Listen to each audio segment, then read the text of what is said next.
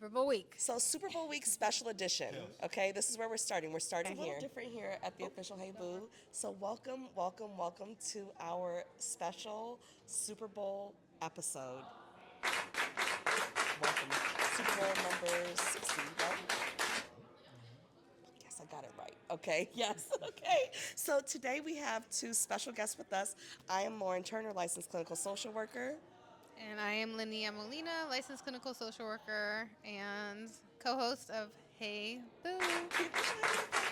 So we're well into season 4. We're almost at the end of the season, and we're so grateful that you all are here to join us again on this Super Bowl Sunday in 2026. We have with us the Misfits.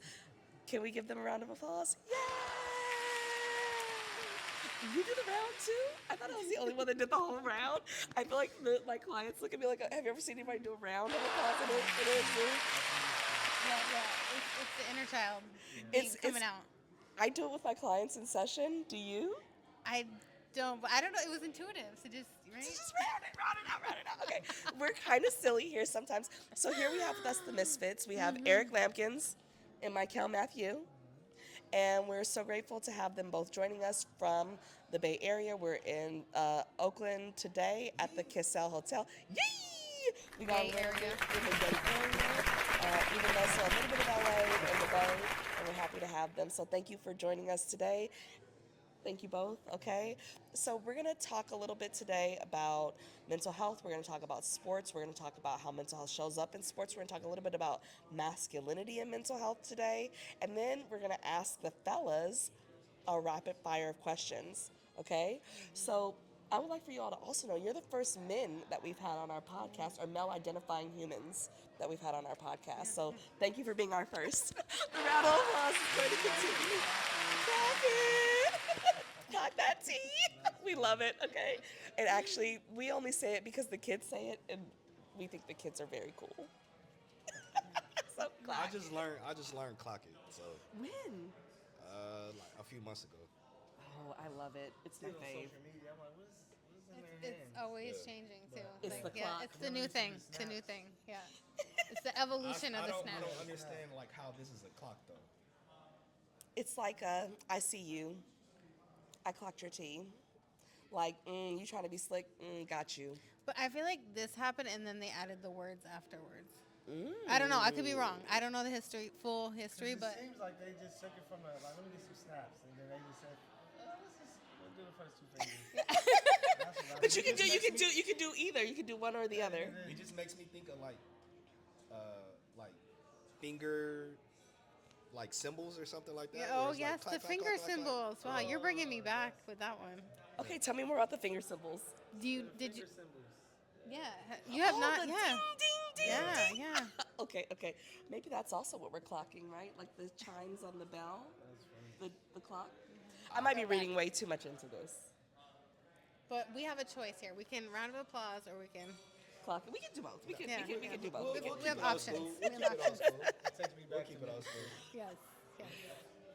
Okay, so I'm excited to have them. Eric and I are longtime friends. I've met Michael a couple times, but Linnea has never met either of them. And you all, unless you are also a Misfits fan, have not met them yet either. So we're going to give them each a little bit of time to tell you a little bit about themselves, how they became journalists, and how we're going to get into it today, okay? So we're going to start with, who wants to go first? Michael, you get to go first. Yay! Tell us who you are, and So, professionally and personally. Got you. Michael Matthew. From Los Angeles, South Central to be exact. Grew up a huge sports fan. Always told myself if I didn't make it pro, I was going to talk to the pros. So that's exactly what happened. Went to college, Long Beach State. Went there, interned and worked at KTLA 5 in LA. Took a little break, did some high school teaching, and was like connected with a friend who was like, hey, I got this radio podcast network. You should come do a show. I always thought you were dope. Did it, and was like right back into my groove of my love and passion, which is talking, period.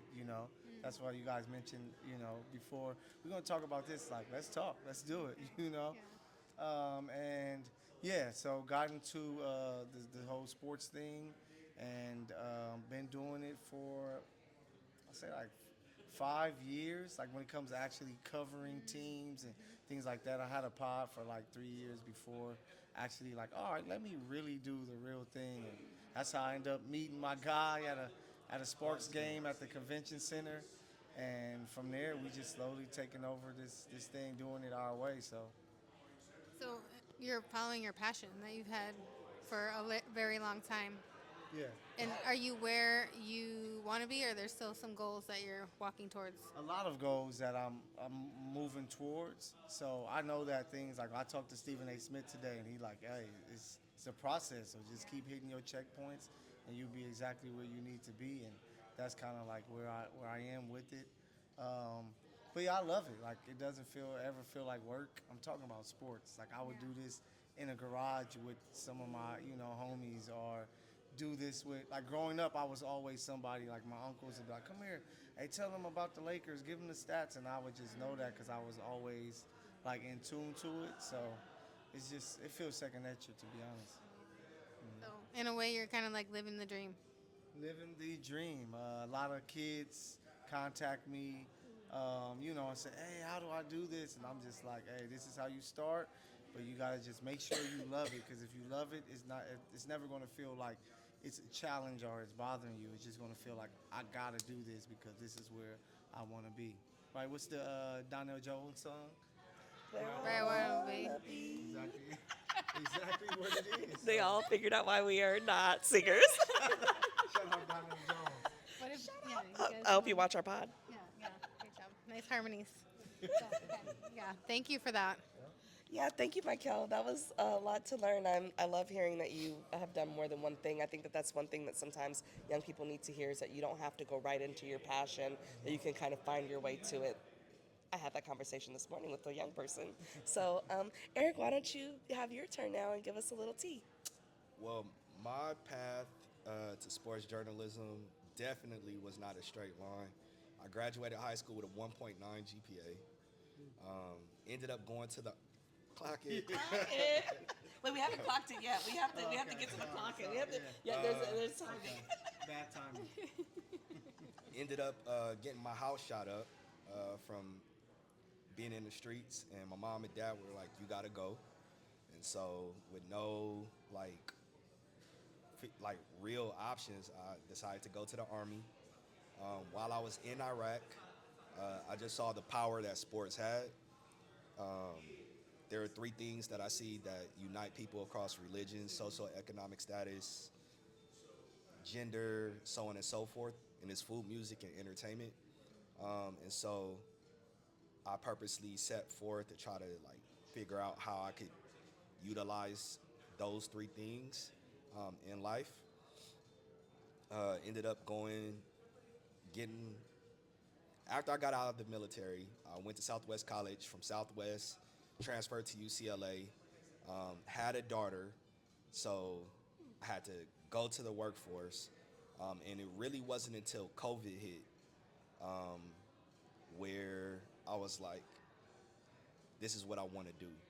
My wife ended up contracting COVID, got hospitalized, and at that juncture, it was a death sentence. Like, if somebody got hospitalized, so I'm praying, God, please, please, please, please, because we had just had our second son, and I was just like, there's absolutely no way I can raise two kids by myself, and so she ended up beating it, and I was like, we're going back home, and upon coming here, I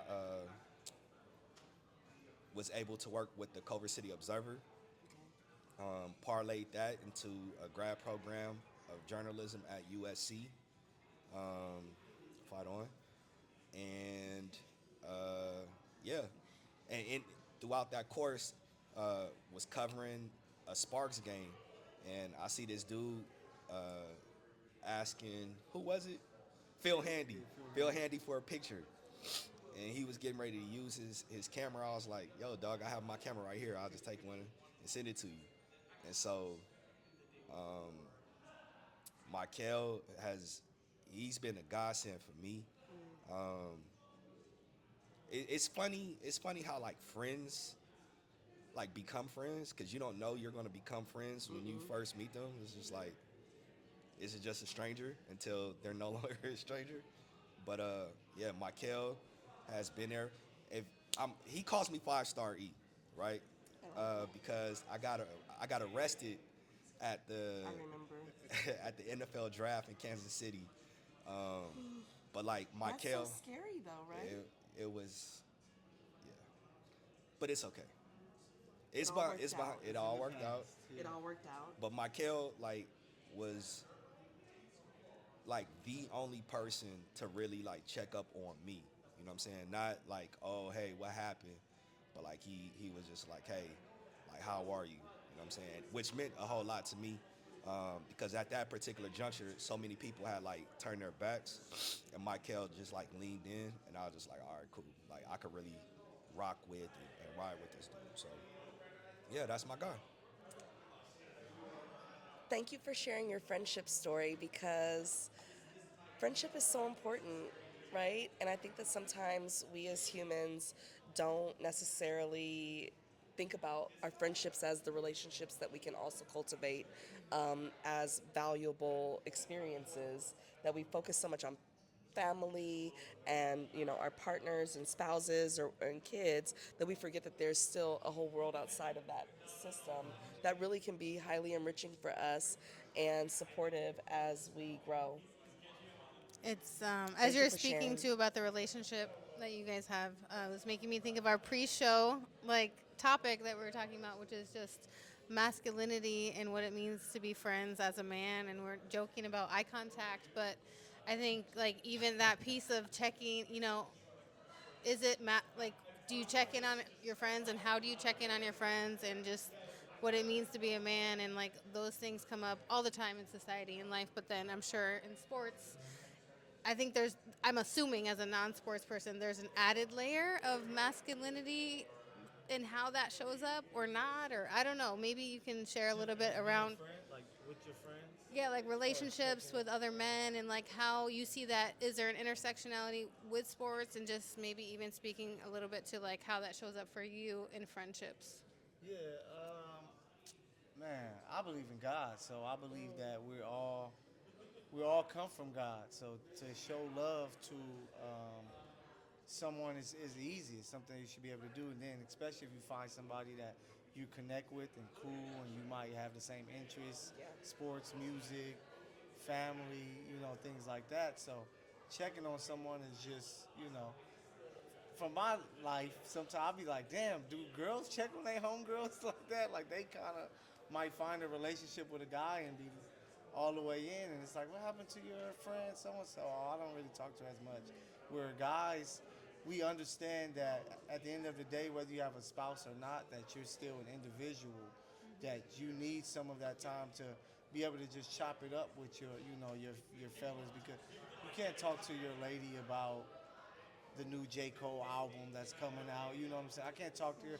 Did you see that Laker game with LeBron? And you need somebody to have those conversations with, so you keep your friends, and you don't talk all the time, but it's maybe, hey, what's up, bro? Is everything good with you? Like, all right, cool. Hey, did you check this out? Like, hey, check it out or hit me back. And it's just the little things like that that I think are very important. So it sounds like you're saying there's a very like intimate and like positive side to the masculinity that you're experiencing. And so it's interesting because I actually assume that there's like barriers to connection and barriers to intimacy, but it's almost like you're having the opposite experience with your friends. Yeah, some stuff you don't do is just weird, you know. Okay, so what are the no-nos? What are the male friendship no-nos that you've heard before that may be myths that we may be able to dispel today, but that you think are common myths both in sports and in masculinity in general? We talked about it earlier. Like, you're not really sitting across too much from your buddies and looking eye to eye and having like a conversation. You might even be out to eat, and the table's this way, and you just kind of sit like this, and You off to the side. kind of side eye. Like he and I went to go get ramen yesterday, and opposed to sitting across from each other at a table, we just pushed two tables together and sat next to each other. So we're talking to each other sideways because that's want to look at each other. No, Yeah, it's just weird. that's weird. It's weird. As a guy, Okay. Yeah. as a guy, it's weird. Yeah. And I wonder, where was the first place that you heard that it was weird to? Because we love to dispel a myth. Where did you learn that? Where'd you learn that it was weird for men to make eye contact with each other to communicate? I think I might have seen that from my pops. Like when he would be with his homies, it was never like, hey, come sit right here. Unless you playing cards or dominoes or something like that. Yeah, there's exceptions. But if you just like chilling, I don't need to be sitting staring you in your eyes where we can just be next to each other. Or if we're out somewhere, you're kind of looking around and then it's like a side talk. It's like, oh, that's crazy, you know. Especially you go somewhere, you're watching the game, you don't have time to really do that. No Yeah, time. no time. Is One it of the- uncomfortable? Is it uncomfortable? Yeah. I couldn't even tell you the last time I sat across from a dude and like looked him in his eyes, like if ever. So Wow. In shock. like maybe my son. Okay. Yeah. Only one of them? Only one of them, not the other one too? Both of them? Well, both of them. Just kidding. I'm trying to think of the last dude I sat across. Yeah, that I. But one of the things that I want to share is that eye contact, while yes, it is intimate, is also an indicator that you are engaged with the person not true. sometimes. That's not Okay? That's not true. It's Say intimate. more. It's intimate. Tell us Say more. more. Cause dudes, we could have like some real serious conversations playing Madden, playing NBA 2K, where we're talking about relationships, we're talking about religion, we're talking about politics, like all the serious stuff. Think about a barbershop. Yeah, I was getting ready to say a barbershop. Like you talking to your barber, neither one of you are locked eyes. Like he's behind you talking. He better be You know what I'm saying? focused. Yeah. And like, Your hairline gonna be if my barber started talking to me and looking me in my eyes, I'm like, dude, what's wrong with you? Finish Like, my haircut. I don't like, wanna bro, be here for just 2 cut my hours. hair. Like, you don't need to be locking eyes with me. Like, cut my hair. That's so interesting. How about women? Like, do you guys sit at the table and eye to eye talking to your friend for 45 minutes? Yes. Yes, But we also can- we multitask. I mean, we can Yes. do it. We do both. We do both. We could sit and we've been together for hours today, which is unusual for both of us. I think to have spent this much time with people who are not like in our family, but like it's amazing because we have been in almost constant eye contact, right? Like we even sat across from each other on purpose. And so it's really important because I think that I think that this is also one of the powers of sports, and one of the reasons why I was hoping we could talk about it here is because I do believe that it does create one of the few safe spaces for men to have vulnerable conversations. And the locker room, Potentially. the game, Yeah. whether that's at a stadium or in person at like your house or like at the bar, right? Even the bar is set so that you're shoulder to shoulder, right? That it's almost that the culture has also reiterated that, right? But we're here to talk about like ways that this could also be a protective factor, that even though you are talking to your friends, that it's okay to sometimes sit shoulder to shoulder, but it's also okay, I think, for us to challenge some of that narrative and encourage our men and boys that making eye contact is not going to somehow change your masculinity, even in creating the stronger relationships with your peers. Yeah, but it's just awkward. Yeah. It's like super awkward. Because society has really. I mean, that's the message that like the grandfathers and the fathers who have like taught it through modeling. At some point, there's a reason why it was not okay.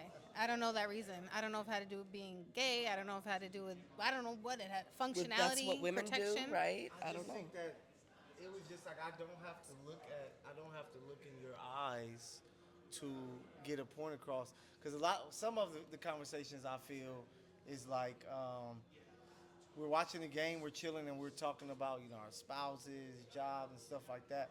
We have something else that's kind of a distraction too, so that it won't get too deep, but you can still have this conversation by having that background noise at you, because you can be talking like, yeah, man, my lady been tripping. Oh, good big shot, LeBron. You know what I'm saying? And then you can get back to it, but it doesn't feel like it's a therapy session, because you're kind of vibing at the same time as you're talking about real life. Yeah. Yeah. It is interesting because, especially as therapists, I literally stare. I do telehealth, virtual. We both do, and like it's even more intense, I think, there because you're literally staring at the screen like for an hour with somebody. And it's like so second nature for us to like stare deeply into someone's eyes and receive the stare back that it's it's almost opposite. It's so comfortable for us. And I don't know if it has to be like the social constructs of being a woman has, but there's male therapists too who do the same thing. So it's just interesting. And it's actually that we are like almost trained not to break eye contact for approximately 60 minutes. So like I can stare you down. And not like in a creepy way, but like it's a skill set. Maybe even 90 because we've been talking about intensives, but we can make long-term eye contact with people. And so we are also hoping to be able to encourage other people not to do what we do, but like just the thought processes. It's like a little bit more eye contact.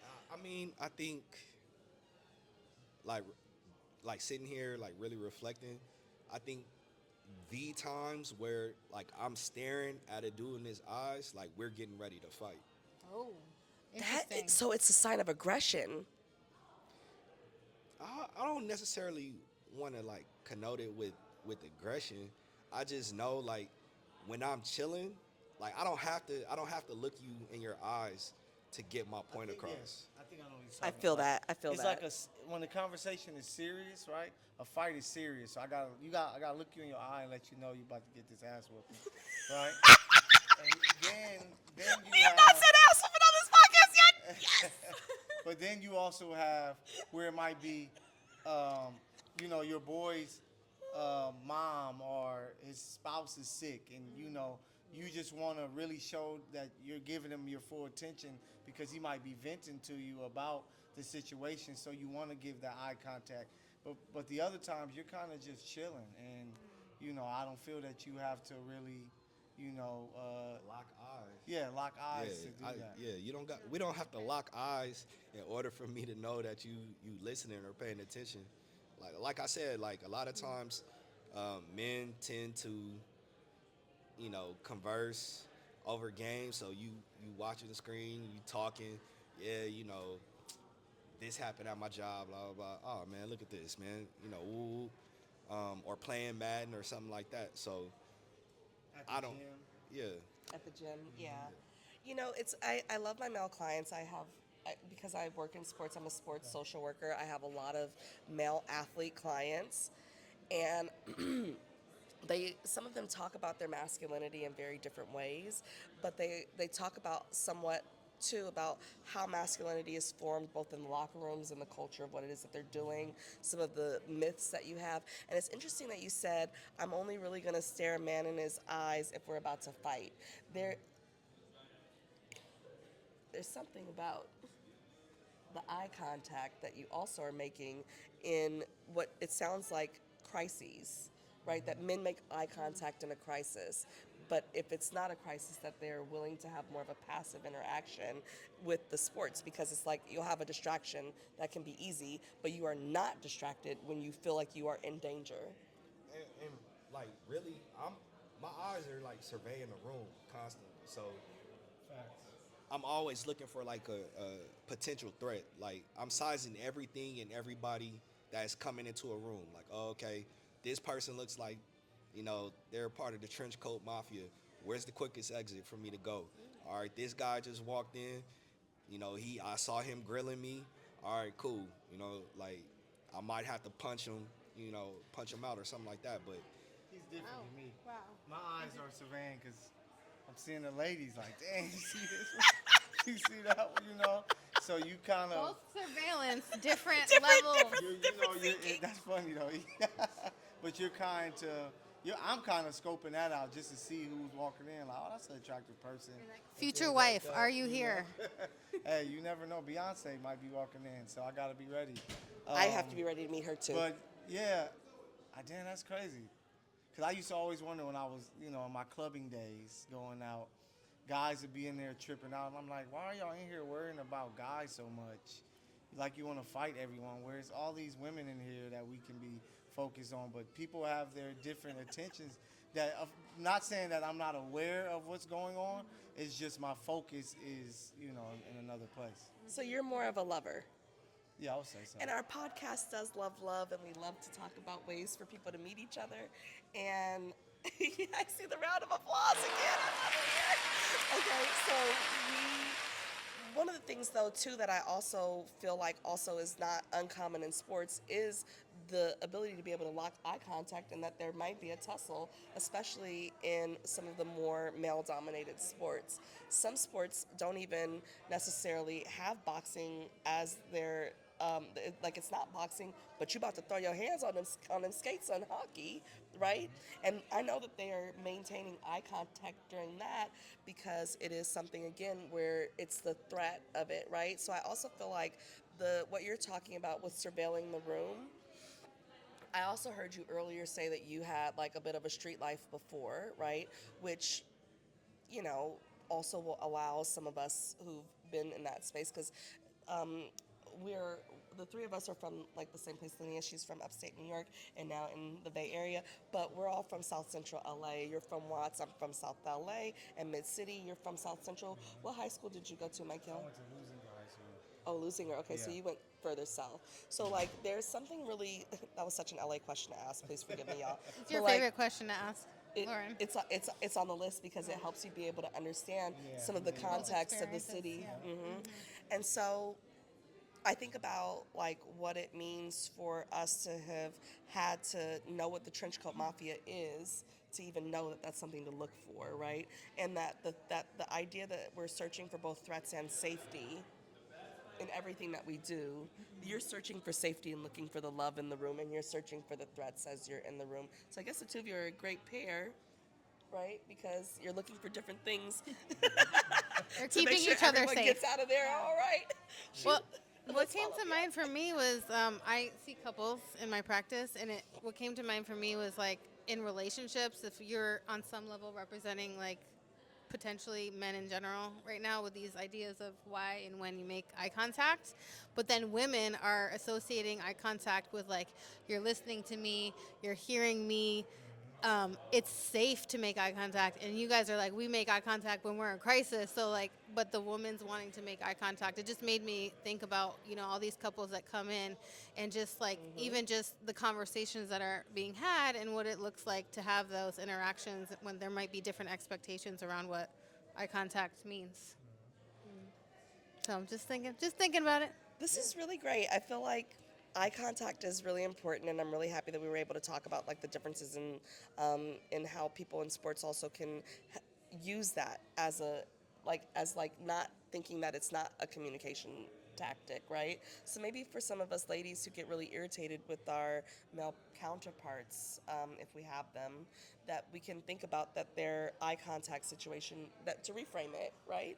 Offering a bit of a reframe, right? And maybe we And can. I also think of eye contact, especially like in sports, or even just being out with guys, is intimidation. You know, you walk into a room, you want to make sure people know that you ain't, you're not a punk or anything. So you will give them that eye contact early on, so they know, like, I'm not the one. Compared to you come in, you see a group of guys, and you got your head down. Right away, they might look at you as weak, and that's something that you see in sports a lot. If a guy can get in your face and you scared to look him in the eye, he like, I got you. But if you're right there with him, it's like, okay, I may have to approach this different because this guy isn't backing down by that eye contact. So it's a key thing for guys because it's something that we use when we're chilling. Um, Things get serious, and then when it's time to show people that you aren't a punk by hey, look at me here. You understand that it ain't gonna be nothing sweet this way, and And also, like, I'm thinking about teammates. When it's time to lock in, you know, adversity strikes throughout the course of the game. You need to let your teammates know, like, hey, lock in. Like, so that's when you're going to make eye contact. Like, hey, lock in. Like, hey, go handle this. Um, yeah. It's a tool that you guys use very intentionally, I'm hearing, for different scenarios. I also make sure to use my eye contact with men in a very specific way as well. How do you guys? Me personally, I use it well, in sessions, we use it all the time. I also use it if I feel like a man is trying to be threatening. I will stare him all the way into the ground. Okay, I will stare you down, sir, right? Like, and even when we're walking, I'm a teeny tiny little woman. If you didn't know, I'm only like 5'3". That's what it says on my driver's license and my shoes. Okay. So dudes are always like, just being weird on the street and stuff like that. And we're from the same place. You got to be able to make it home. Yeah. That eye contact was a lifesaver for many years because you're right. They know that if you're going to make eye contact with me, Yeah, I made a joke. I was like, I'm not an easy lick, Yeah, right? I Like, ain't the one. good luck to you, but like, don't try it. But it's also like the eye contact. It's like I said, I'll stare them down to the ground. But I also can make eye contact in a very different way, right? To be able to establish like safety, like, oh, hello, sir. You know, sometimes, like, oh, just interactions in different ways. You don't realize how important eye contact is, on a day-to-day basis. You just figure out we just look where you want to look, but it's a key thing, like you said, safety. When you're communicating with your partner, right? When you're a guy, you got to watch it when you have a woman that you don't have the wrong type of eye contact with another woman because that becomes an issue. So, eye contact is very important. And hand contact. We're gonna switch a little bit to touching too, okay? But not necessarily with just men, but we'll talk about like a little bit of like that in sports. So I actually met a very interesting man yesterday who is married to a very powerful woman. Okay? I know who his wife is. And I met him, I took a picture with him. Bro put his hands in his pockets, and I respected that something vicious because not just in respect of his wife, but also that he doesn't know me, right? And there's some men that are like, yeah, I don't want to be caught as handsy and inappropriate with our, lady counterparts because I don't want my lady to think that I'm, and I don't want that smoke Being either. Robin Thicke. And yo no quiero el fuego. Like, I don't want that smoke, okay? No, thank you. Please keep it over there. So I get that. Also, as like a married woman, like we always respect like people who are just generally respectful of other people. And so I think that that's also something in sports too, because even touching in sports, I know that there's been a lot of changing in how that happens. There used to be many years of like men doing like the butt pats. And now They that's don't do not, butt pats anymore? No, not in that way. I have never been a proponent of slapping anybody's butt. Like, I'm not Did you gonna like touch your your butt being slapped though by others? No, Okay. no, No, hell no. don't touch my butt. Yeah. Don't touch my butt. Okay. Don't Do you really- like it when your woman touches your butt? That's different. That's different. That's But different. even then, it's like, what are you touching my butt for? Context matters. Context matters. Why else would you touch it? There are various ways. There's various ways to touch a butt. There so are yes. true. Yeah, we touch lots of butts that are not sexual. Well, shit, I do. We have little kids. That's also part of the joke of the podcast. Michael, you don't know us, but between the two of us, we have approximately 7 children. Many, Not approximately, many children. exactly 7. Wow, It's you have 4? I have 4 boys. Yep. 4 boys? all boys. Many athletes in training. Okay. They're mini now, get it? But they're manny as well. Many, many. That's crazy. And It okay, is. It Eric really is. also only has sons. No, I have a daughter too. Oh, and one daughter. Wait, You so do you have a have daughter. 3 You did kids? say that at the Yeah. beginning. Okay, I so love it's not that. that crazy. I have 1 more than you. And me. Yeah, but I didn't think you had children. Oh, You didn't think she had any kids? Yeah. Oh, yeah. Yeah. 2. I thought she had 2 kids. You were It's guessing. Quattro. Yes. Yep. Fun Yep. fact. Yep. Friendship, love it, right? Learning fun facts. So part of the reason we're also having this conversation is because, even though gender is a construct from the social experience, we still have little male humans that live in our home that will eventually become large male humans out in the world or however they choose to identify, but right now that's where they are, right? Yeah. And so we like to be able to somewhat dispel the myths and hope that we can create more solid mental health for the people around us. And it's one of the reasons why we do the podcast is to kind of break a lot of the stigma about mental health and in our community and in other communities. And this is my niche, right? Working in sports. So what are some of the common pieces of stigma that you all see in the sports world that you would like to see change about mental health? Or changes that you have seen even in the past several years of you all working specifically in professional sports? I think you're starting to see more athletes actually attacking it. Back in the day, the stigma was you didn't want to be viewed as that because even the teams will look at the players a certain way. Like this guy is a nutcase, right? Draymond Green, I'm pretty sure if you know Draymond Green, he's a guy because he's a little fiery, right? Knocked out his teammate before that. You might think he's a loose cannon to where nah, maybe he's just a feisty player. But he's somebody that talks about like his mental health and things like that. And I think that more than ever in sports, people are starting to embrace that. And when you see these millionaire athletes do it, it's good for the youth because now it's not for you to be afraid to talk about when you're having depression, anxiety, or whatever you may be dealing with. So I think that change of athletes actually embracing it and attacking it is doing much better for the fans, the people that cover them, their teammates, and just everything that comes around it. Most of the teams, what was that position, Eric, that they have? They have someone. The chaplain?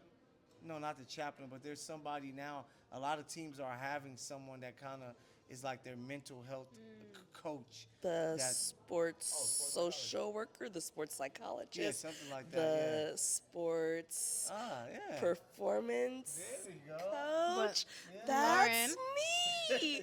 I don't work with any one team. I work with individuals at this point, and I do some work with some teams, Okay. but it's also one of the things that we're noticing that there are a lot of teams that still don't feel like they need us in that way, and coaches that don't necessarily see the value in it. But it's wonderful to hear you all's perspective. Eric, I'm going to let you go next. Is that okay?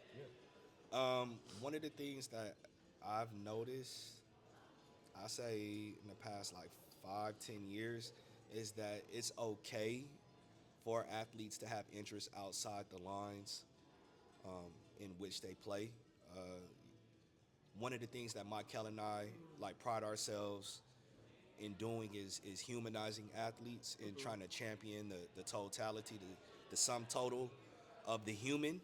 Um, and I think we're at the forefront of really highlighting and advocating for athletes to like those their outside interests from their sport um, getting equal attention. And so I think at I would say probably 10 years ago, because I'm thinking about Myron Rowe, who was a safety that was drafted from Florida State, and he went on to be a brain surgeon. Um, but when he got drafted, the knock on him was that he was too smart and that coaches didn't think that his entire life was centered around football, which I think is a complete travesty. But now we laud players for having interests outside the game. So like Kobe Turner, he's a musician. He like writes music. Um, like we spoke with Keelan Doss, he's like pursuing acting. Um, so now it's like it's cool for you to be a Renaissance human, right? So yeah. I really agree with you that I think that that's also something that can be really taxing on your mental health, right? Being told that you are forced to be a one-trick pony, that you only can stay in this one lane, and if you don't, then you're not serious about what it is that you're doing. When we've learned that having multiple interests actually helps to expand your brain, makes you more focused on the things that you actually do value, and gives you the opportunity to be able to have a stronger mental health because you have multiple outlets. And it's actually one of the things that I see with a lot of my athlete clients is that they don't know how to create that second or third interest because of Identity the even, stigma. right? And it's a huge part of identity. Would you like to talk a little bit more about identity? I'm talking a lot, so I'll let you no. I think that what's just coming to mind. Well, this is not about identity, but like almost the self-fulfilling prophecy that they're such big influencers. They're like the original influencers, athletes, right? They are what people look towards, and not just you mentioned youth, but it's almost like linking it back to men as they see themselves, right? Because there's so many men in sports, and how this modeling is really having like a trickle down effect or maybe even like a cyclical effect. Like then more people are talking about it. It's affecting. It has an impact on society at large if these people who are in the limelight are able to like articulate and celebrate being what I don't know, whatever it may be, mentally well, or just talking openly about stuff, or being more than just a one-trick pony. But they are really the thought leaders in so many ways for our society and culture in America. I 100% agree. And one of my favorite athletes right now who's been championing mental health is AJ Brown. He's not in the game this weekend, right? No. But I know that he's created a whole mental health like clothing line that is like really like talking about normalizing it specifically within the NFL context. What are some other orgs that you all have seen that have really been like major champions for encouraging their athletes to get mental health that you think has been really useful like to the overall population as well, that that you can see the trickle down the most? I mean, the first organization that popped into my mind, I think they're at the forefront of a lot of stuff. It's the WNBA. They're my The faves. WNBA does a phenomenal job at really catering to the totality of the whole person in the league. So I know, like the Sparks, they have mental health coaches, um, they have childcare, they have like everything. So the WNBA is the first, you know, league organization that popped into my mind. Outside of that, I think the Rams do a good job. Yeah, they're really good right now. Um, I would say that I don't know what the Lakers do. I don't know what the Clippers do. Um, but yeah, I would say the Rams and I would say the Sparks. And I'm speaking from a very myopic like vantage point because I only cover like LA sports. I'm not I'm not yet a national writer, so I don't have uh, much to juxtapose like the LA sports scene to. But those were the first two that came to mind. Were you gonna say one that No, came to mind? Thank I you was for just sharing. thinking of, so one of our big questions that we were asking the players this week was with fantasy sports and gambling, right? Fans are looking at athletes as commodities more than ever because it's like, hey, I need you to hit this parlay. I need you to get this money for it. So now I don't even care about your person. I just need this money, you know. So we were asking the players like, what can we do as journalists help to humanize you more?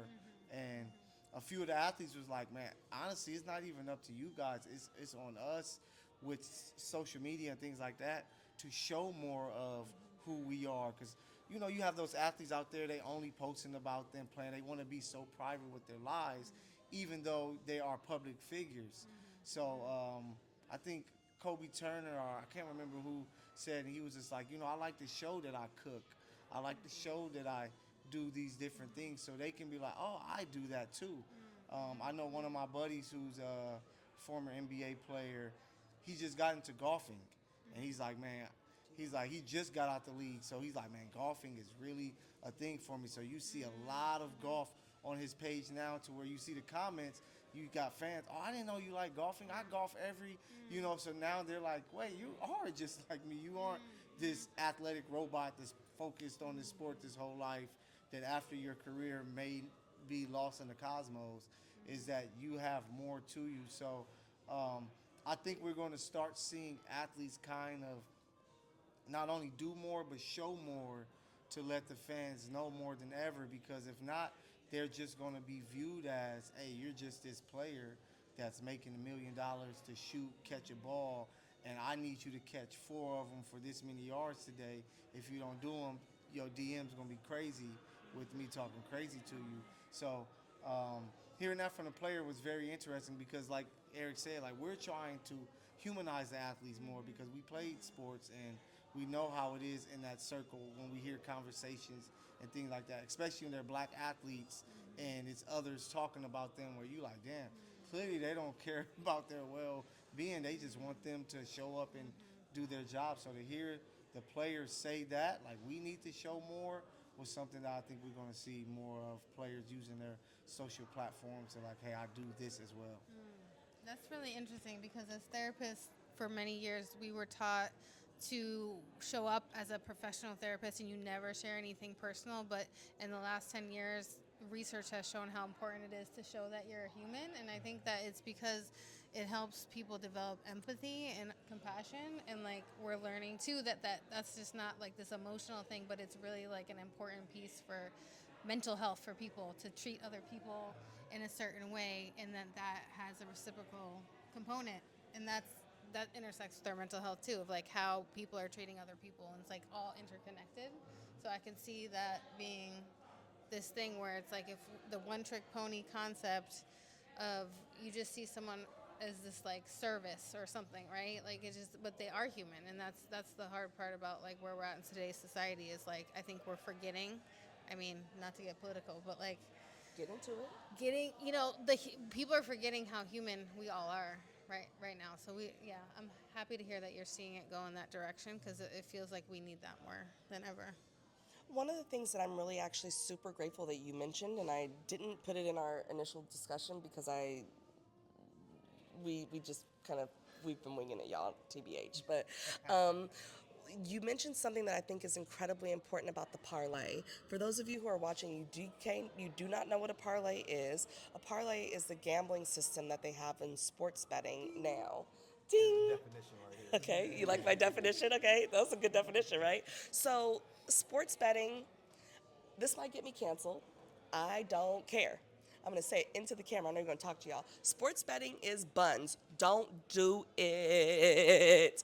Another thing that I also see a lot of athletes dealing with is the effects of the parlay. And not just the athletes, but the men who are watching sports. And not just the men. Did you know that 12 to 17-year-old boys are the number one sports bettors in right now?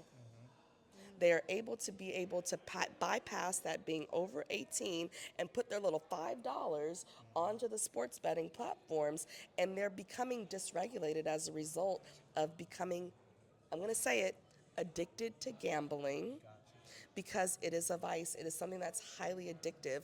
And gambling, there's a number for Gamblers Anonymous that we will also attach to this episode on all of our things. So please look for that if you are struggling with gambling addiction or you feel like you've lost so much money doing it, because it also is impacting their mental health. If you're threatening someone you've never met on the internet because you placed a bet thinking that you're going to be able to make money off of someone else's labor or misfortune or win. Yeah, and that's why I view. Whew, I'm not a big fan of gambling in sports. I hate it.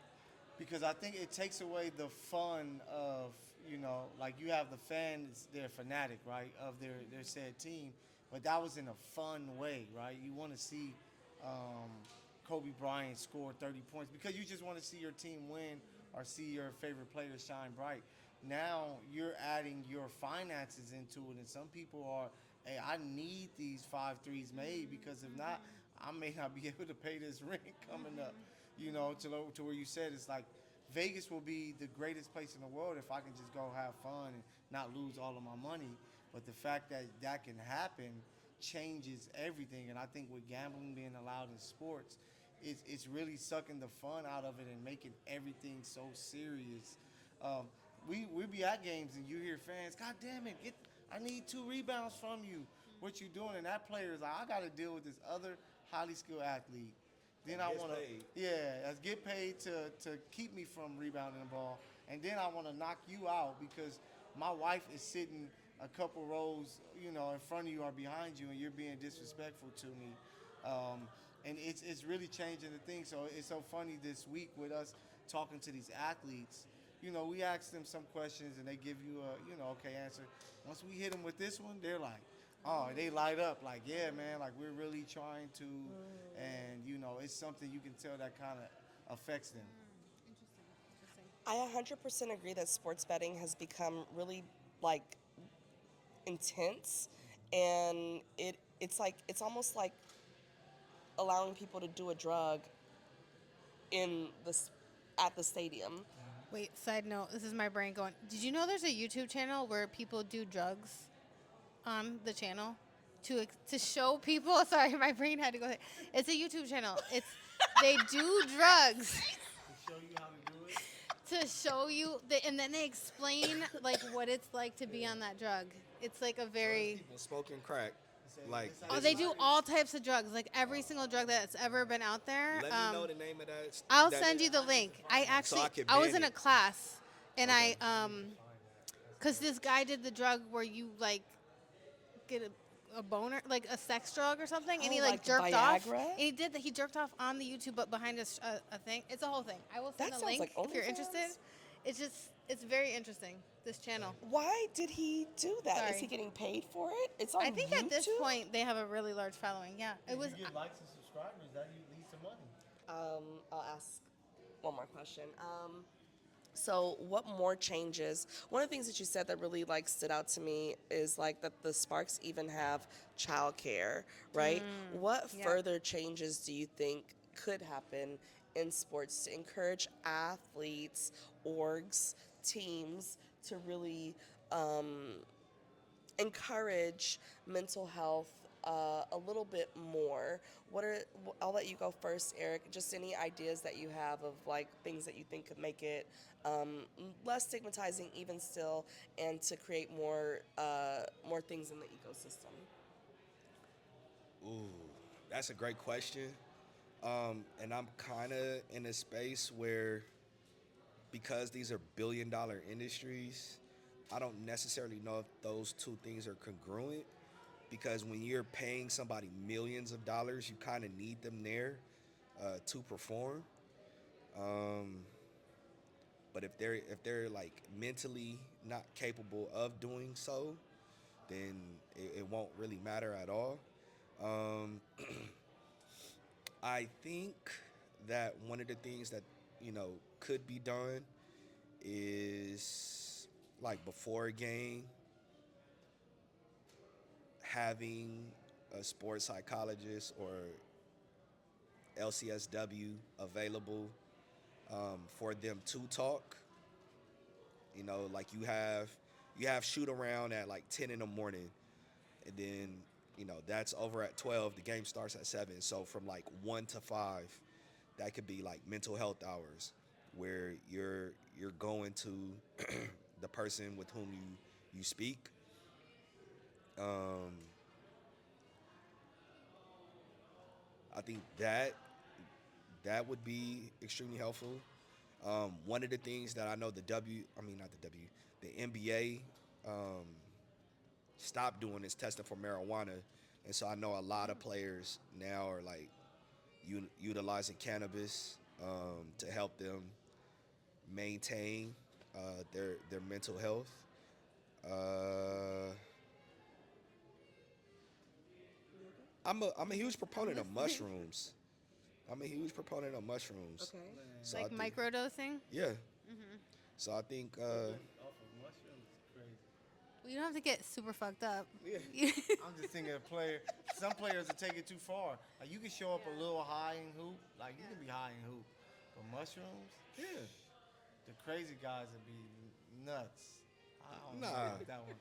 Because the thing that you would see is like a whole bunch of like geometric shapes, and like you see energy passing like through any and everything.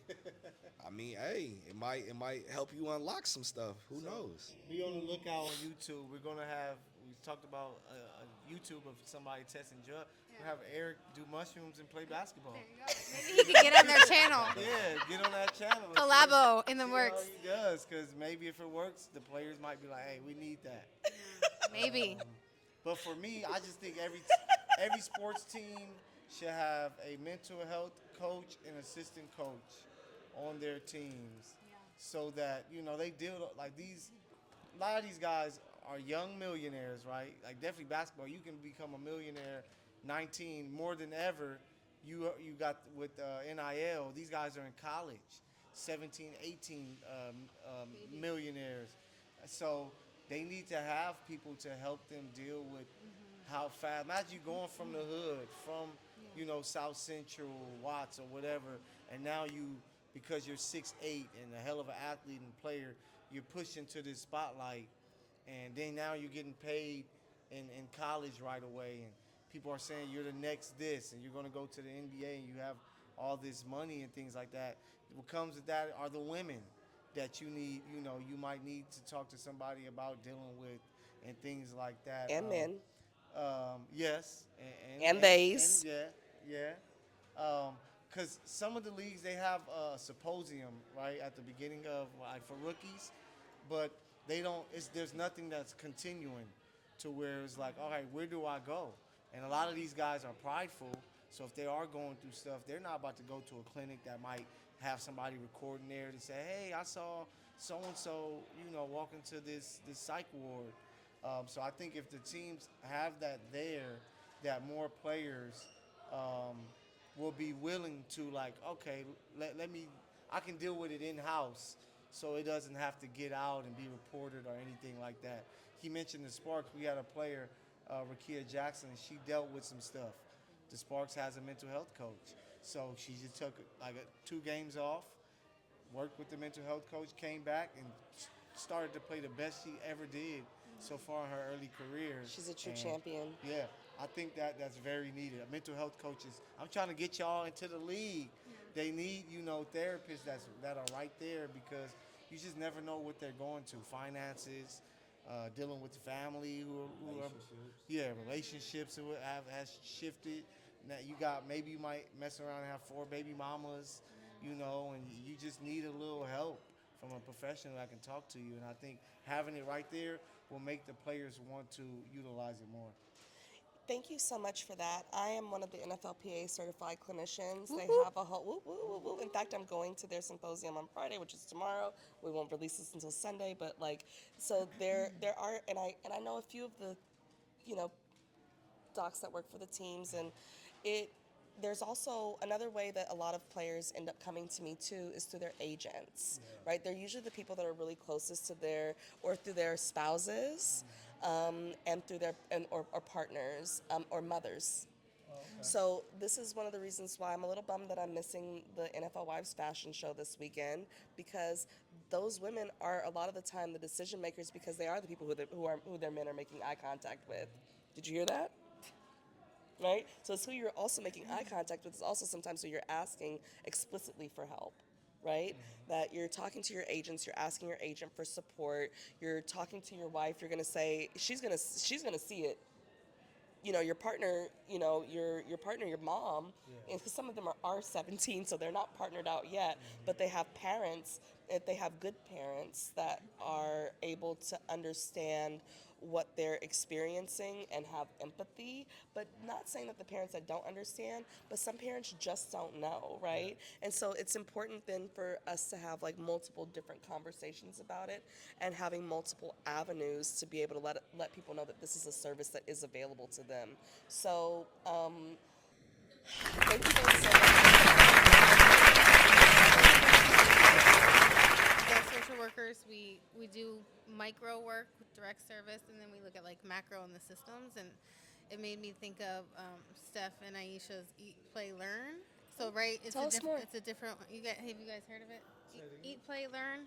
It's She's a big Aisha no, Curry I fan. am a fangirl of Aisha Curry, but yeah, it's basically so they all this money you make, like it's great to get your own mental health, but what are you doing to like give back to communities, and like how could that maybe impact mental health? So they have this initiative where they're basically giving millions of dollars to Oakland schools to invest into literacy, food, and play, like physical activity, and like we know that like intellectual wellness and like physical wellness and like food is all they're huge components to like mental health.